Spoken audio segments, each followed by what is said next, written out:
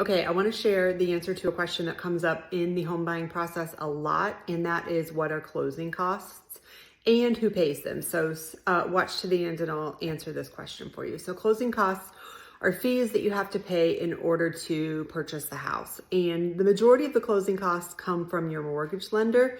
About probably 3% at least of the purchase price is what you're going to pay in closing costs. And most of those, like I said, are going to go to the mortgage lender. So they're going to charge you like a loan origination fee, probably an application fee, maybe even a fee to pull your credit, an appraisal fee. Those are fees that go directly to your lender, and they're paid at the closing table. So at the end of the transaction, when it's time to settle everything up. A little bit too of the closing fees, you're going to have some fees to the title company. So a small fee for recording the deed. And then I think the other question is, and maybe even a misconception, is who pays for the closing costs? I think it was more common back in the day, maybe for sellers to pay for the closing costs. And it's not that it's uncommon now for sellers to pay for closing costs. Just don't go into the transaction with that being an expectation, okay? Because sellers have closing costs that they have to pay as well. And a lot of times we're still seeing the seller, at least here in my area, paying the buyer's agent commission. So don't just assume that they're going to pick up the closing costs that, they're on your side of that closing settlement. Okay, so if you do get a good real estate agent, though, a good buyer's agent, they can negotiate the closing costs for you.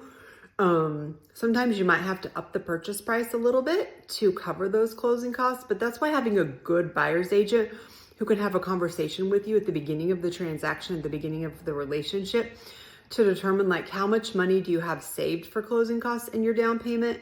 Do you not have very much cash, or you want to save cash for other things? Your real estate agent needs to know that, because then they can write a strong offer for you that gets you what you need when it comes to outside fees. But speaking of outside fees or out-of-pocket fees, you're probably going to also have an inspection fee. So a good real estate agent is going to recommend that you do a home inspection. Here in our area, those are about between $300 and $400. You're also going to have to come up with an earnest money deposit. So that's some money that you give at the beginning of the transaction once you're under contract, that shows the seller and the listing agent that you're serious in following through with the purchase. So that's out of money or out of pocket expense as well. Now it does go as a credit towards your closing costs, but again, it's paid up front. So get a good buyer's agent if you would love to, or if you'd like to have a conversation with me about what all of those expenses are. I would love to sit down and go over them with you, just so that there's no surprises for you in the home buying process.